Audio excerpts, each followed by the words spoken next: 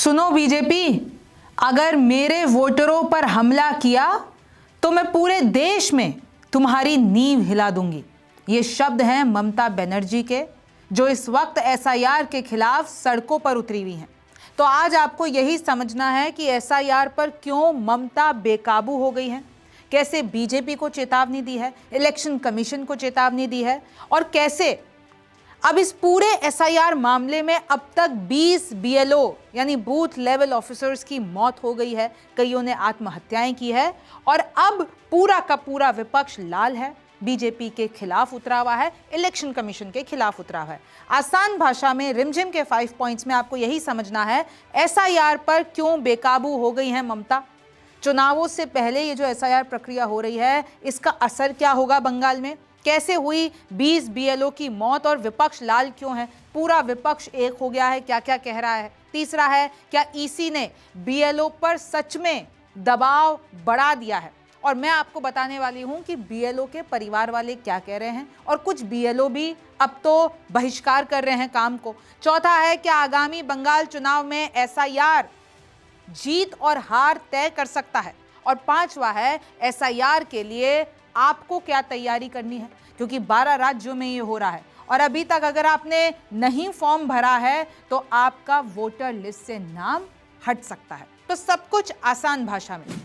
नमस्ते, मेरा नाम रिमझिम जेठानी है और आप मेरा शो रिमझिम के 5 पॉइंट्स देख रहे हैं। सबसे पहले देखिए कि आज ममता बनर्जी ने रैली की और बीजेपी को चेताया। ये कहा कि अगर बीजेपी बंगाल में मुझ पर हमला करने की कोशिश करेगी, यानी मेरे वोटरों पर, मुझ पर, मेरे लोगों पर हमला करने की कोशिश करेगी, तो मैं बीजेपी की पूरे भारत में नींव हिला दूंगी। ये ममता बनर्जी ने कहा जब वो एंटायर एसआईआर रैली में बोल रही थी। दूसरा, उन्होंने क्या कहा कि बिहार में जब चुनाव हुए, वहां का जो बिहार का ऑपोजिशन था वो बेचारा था, लेकिन मैं बेचारी नहीं हूं। वो लोग बीजेपी का गेम नहीं समझ पाए, लेकिन ऐसा मेरे साथ नहीं चलेगा, मेरे साथ बीजेपी गेम नहीं खेल पाएगी। वी अंडरस्टैंड देयर गेम, हम बीजेपी का खेल समझते हैं, और हम उनके खेल को बंगाल में तो सक्सेसफुल नहीं होने देंगे। अगर वो बंगाल को छुएंगे भी, if they try to touch Bengal, we will shake the entire country. Mamata Banerjee कह रही है अगर उन्होंने बंगाल को छू भी दिया तो हम पूरा देश हिला देंगे। वो खुद कह रही हैं कि मैं जाकर पूरे देश में रैलियां करूंगी और बीजेपी का खेल, इलेक्शन कमीशन का खेल सबके सामने लेकर आऊंगी। ममता बनर्जी की एसआईआर के खिलाफ रैली चल रही थी, उन्होंने कहा सुनो बीजेपी, पूरा देश हिला दूंगी, मुझ पर हमला किया तो पूरे देश में नींव हिलाऊंगी। चुनाव आयोग अब बीजेपी आयोग बन गया है, पूरे देश में मैं घूम घूम कर रैली करूंगी, मेरे खेल में मुझे तुम लोग नहीं हरा सकोगे। ये ममता बनर्जी के शब्द हैं। बीजेपी अपने दफ्तर में लिस्ट बना रही है। ये एसआईआर की प्रक्रिया सिर्फ हमको बेवकूफ बनाने के लिए की जा रही है। 2024 में फिर ये कहती है कि भाई बंगाल में जब 2024 में लोकसभा चुनाव हुए और जब केंद्र की सरकार आई तो उन्हीं वोटरों ने दिया था वोट, तो अगर वो अवैध हो गए वोटर तो फिर केंद्र सरकार भी अवैध हो जानी चाहिए, केंद्र सरकार को भी अवैध घोषित करके गिरा दो। अगर एसआईआर 2-3 सालों में होता तो हम लोग समर्थन देते। आखिरी एसआईआर 2002 में हुआ था, और ये कह रही हैं ममता बनर्जी अगर 2-3 सालों में होता तो हमारे पास जितने भी रिसोर्सेज थे हम वो सब लगा देते, लेकिन इन लोगों ने जो जल्दीबाजी की है चुनाव के चक्करों में और अपने एजेंडे के चक्कर में, तो इसलिए हम इसके खिलाफ उतरे हुए हैं। चुनाव करीब है तो बीजेपी अब सीएए फॉर्म बांट रही है। ममता बनर्जी ने यह कहा कि वोटरों को एक तरीके से बेवकूफ बनाने की कोशिश है, क्योंकि सीएए के फॉर्म बांट रही हो। सीएए फॉर्म में अगर किसी बांग्लादेशी ने लिख दिया हाँ मैं बांग्लादेशी हूं और मुझे भारत की नागरिकता चाहिए, तो ममता बनर्जी कह रहे हैं तुम लोग खुद सीएए फॉर्म में लिख रहे हो कि तुम बांग्लादेशी हो, दिमाग लगाओ, ये तुम्हारे साथ खेल करने की कोशिश की जा रही है। बीजेपी चाहे तो मुझे भी बांग्लादेशी कह सकती है, क्योंकि मेरी जो है लैंग्वेज सेम है, बांग्लादेश की भी लैंग्वेज सेम है, हमारी भी, तो वो तो मुझे भी कल को बांग्लादेशी कह देगी। तो देखिए ऐसे ही बॉन गांव में एंटी एसआईआर रैली को संबोधित करते हुए इतना जो भारी भाषण दिया है ममता बनर्जी ने, उसके साथ अब मैं आपको इसके पीछे की कहानी भी बताने वाली हूं। देखिए बंगाल में 4 दिसंबर तक बीएलओ को सारे फॉर्म, अगर आपको बंगाल में रहते हैं आपको कुछ फॉर्म दिए गए होंगे बीएलओ के द्वारा, अब आपको 4 दिसंबर तक वो लौटाने हैं। ड्राफ्ट लिस्ट 9 दिसंबर को आएगी और उसके बाद हालांकि फिर पता चलेगा कि आपका उस लिस्ट में नाम है कि नहीं है, आपको नोटिस दे के बुलाया जा रहा है कि नहीं बुलाया जा रहा। इनफैक्ट ममता बनर्जी ने यह भी कहा कि मैं बांग्लादेश को एज अ कंट्री प्रेम करती हूं क्योंकि हमारी भाषाएं सेम हैं। ममता बनर्जी ने कहा कि मैं बांग्लादेश को देश के तौर पर प्रेम करती हूं। आई एम फ्रॉम बीरभूम, यानी मैं खुद बीरभूम से हूं और एक कल को तो बीजेपी मुझे भी बांग्लादेशी कह देगी। और फिर उन्होंने वही बात बताई कि कैसे एसआईआर को जल्दबाजी में किया जा रहा है और उन्होंने कहा कि जब तक मैं यहां हूं तब तक मैं किसी भी वोटर को फेंकने नहीं दूंगी बीजेपी को। Nobody can throw you out. उन्होंने कहा कोई भी तुम लोगों को यहां से बाहर नहीं निकाल सकता है। अगर बांग्लादेशी प्रॉब्लम है तो फिर एसआईआर मध्य प्रदेश में क्यों हो रहा है, यूपी में क्यों हो रहा है? यानी कि डबल इंजन सरकार ये मानती है कि उनके राज्य में भी घुसपैठिए आए हुए हैं। She asserted that she has no fear of the ruling party। उन्होंने कहा मुझे बीजेपी की कोई भी खौफ नहीं है और बीजेपी मुझे पॉलिटिकली डिफीट नहीं कर सकती। तो फिर ये सारे पैंतरे चल रही है और आपको पता है ना इसके पीछे की क्या राजनीति और क्या आरोप लग रहे हैं।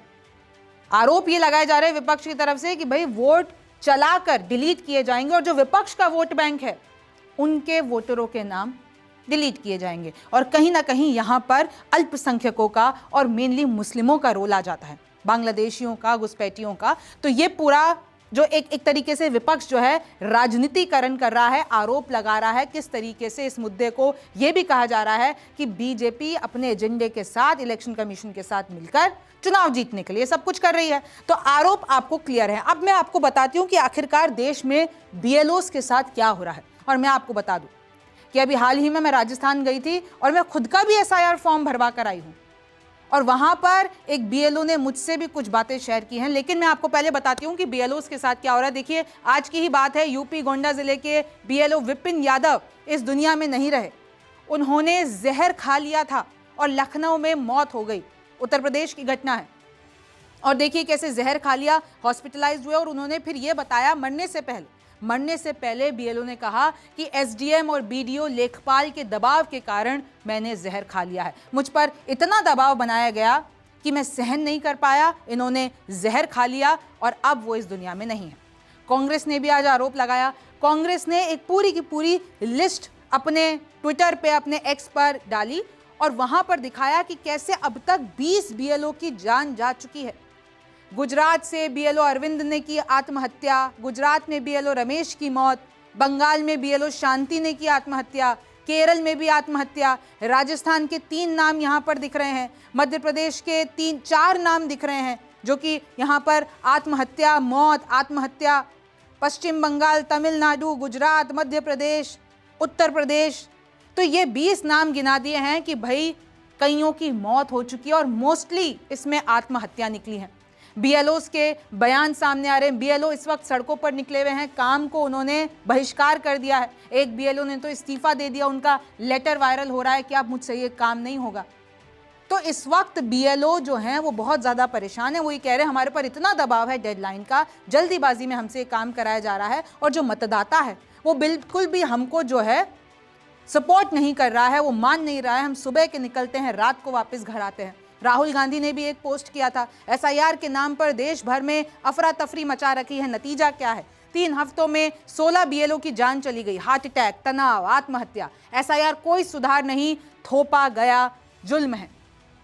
ईसीआई ने ऐसा सिस्टम बनाया है जिससे नागरिकों को खुद को तलाशने के लिए 22 साल पुरानी मतदाता सूची के हजारों स्कैन पन्ने पलटने पड़े। मकसद साफ है, सही मतदाता थककर हार जाए और वोट चोरी बिना रोक टोक के जारी रहे। एसआईआर एक सोची समझी चाल है जहां नागरिकों को परेशान किया जा रहा है और बीएलओस की अनावश्यक दबाव से मौतों को कोलैटरल डैमेज मानकर अनदेखा कर दिया है। ये राहुल गांधी का पोस्ट है। समाजवादी पार्टी की तरफ से भी पोस्ट आया कि बीएलओ की मौतें हो रही हैं, स्वास्थ्य प्रभावित हो रहा है। अखिलेश ने भी एक तरीके से देखिए इस पर आपत्ति, अखिलेश यादव ने आपत्ति दर्ज कराई। उन्होंने भी कहीं ना कहीं इलेक्शन कमीशन को घेरे में लिया। अब देखिए एक और बात सामने आई।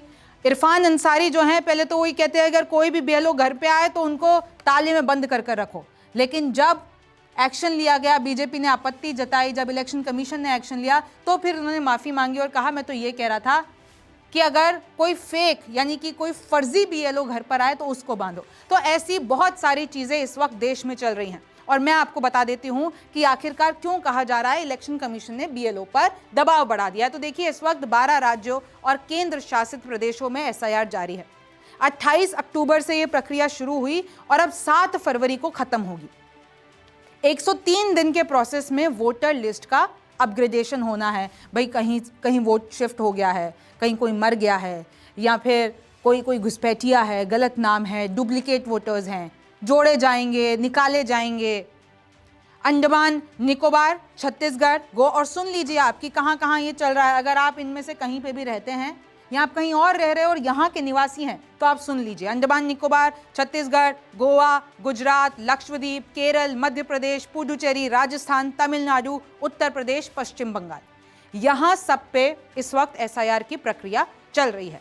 अब आरोप यह है बीएलओस का जो इस वक्त हैं और जो बीएलओ के परिवार वाले हैं जिनकी मौत हो गई है, अब उनके परिवार वाले कह रहे हैं कि हर बात का दोष बीएलओ पर लगाया जा रहा है। अगर डॉक्यूमेंट्स कोई जना नहीं दे पा रहा है, उसका फॉर्म फिल नहीं हो पा रहा है, अगर जो बीएलओस को टारगेट दिया गया वो पूरा नहीं हो पा रहा है, तो सब कुछ बीएलओ पर मढ़ दिया जा रहा है, सख्ती कर दी जा रही है। अधिकारी उनको धमका रहे हैं, टारगेट पूरा करना है। मतदाता जागरूक नहीं है तो उनके भी फॉर्म बीएलओस को भरने पड़ रहे हैं।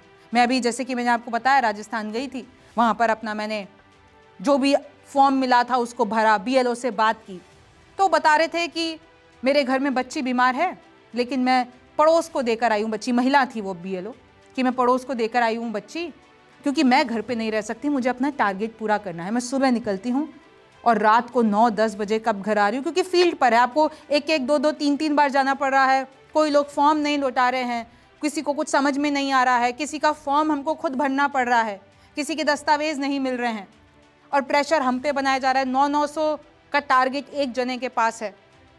तो ऐसी बहुत सारी दिक्कतें आ रही हैं और लगातार ये सामने आ रहा है कि उन पर दबाव बनाया जा रहा है, उनको कम समय दिया। और वैसे भी ये बारी वाला जो ऐसा है वो थोड़ा सा प्रक्रिया में अलग है।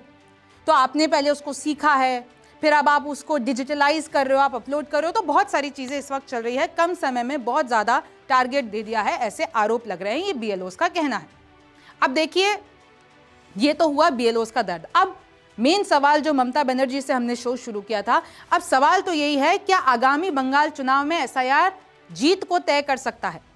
और ममता बनर्जी इसलिए बेकाबू हो रही है कि कहीं ना कहीं हो ऐसा ना जाए कि जो उनका वोट बैंक है, उनके जो वोटर्स हैं वो डिलीट कर दिए जाए। और ममता बनर्जी यही आरोप लगा रही है कि बीजेपी बैठ के यही कर रही है कि ममता के वोटरों को डिलीट कराओ, वोटर लिस्ट में से हटाओ और खुद सत्ता में आ जाओ। बंगाल में आपको पता है, एक नया आंकड़ा बताता है कि अभी तक 10 लाख एसआईआर फॉर्म जमा नहीं हुए। और जिन बीएलओ से मैं अभी राजस्थान जाके मिली थी, वो भी मुझे ये बता रही थी कि कुछ को तो हमने फॉर्म दे दिए हैं, अब वो लौट कर ही नहीं आए, ना घर पे मिल रहे हैं, या तो वो कहीं भाग गए हैं।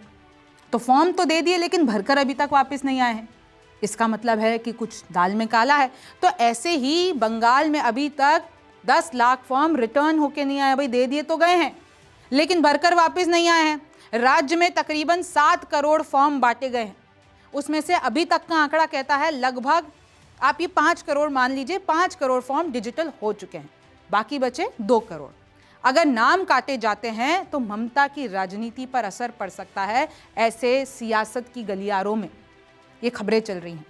आरोप लगा रहा है विपक्ष कि हमारे वोट बैंक को काटा जाएगा। बिहार में भी यही हुआ, बिहार में भी यही कहा गया कि भाई अल्पसंख्यकों का नाम काटा जा रहा है, दलितों का नाम काटा जा रहा है, जो विपक्ष का वोट बैंक है उनका नाम काटा गया। ये बिहार से चला आ रहा है और अभी जितने भी राज्य जहां पर विपक्ष की सरकारें हैं वो ये आरोप लगा रही है। और इनफैक्ट जो राज्य जो बीजेपी के राज्य हैं वहां पर भी ये आरोप लग रहे हैं, जैसे कि अखिलेश यादव जो है आरोप लगा रहे हैं। अब जरा आपकी जागरूकता के लिए, आपके इन्फॉर्मेशन के लिए, और आप भी अपने साथियों को, अपने क्लोज वंस को ये वीडियो भेजिए और बताइए कि आखिरकार अगर बीएलओ आपके घर तक नहीं आ पाया है, अगर आप उसको नहीं मिले, 3-3 बार आ गया, अगर अभी तक आपने फॉर्म नहीं भरा है तो आप जाके ऑनलाइन भी भर सकते हैं।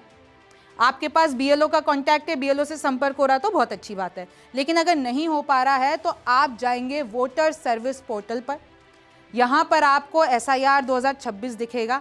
यहाँ पर आपको 2 ऑप्शन दिख रहे हैं, एक फिल इन्यूमरेशन फॉर्म और दूसरा है search your name in last SIR.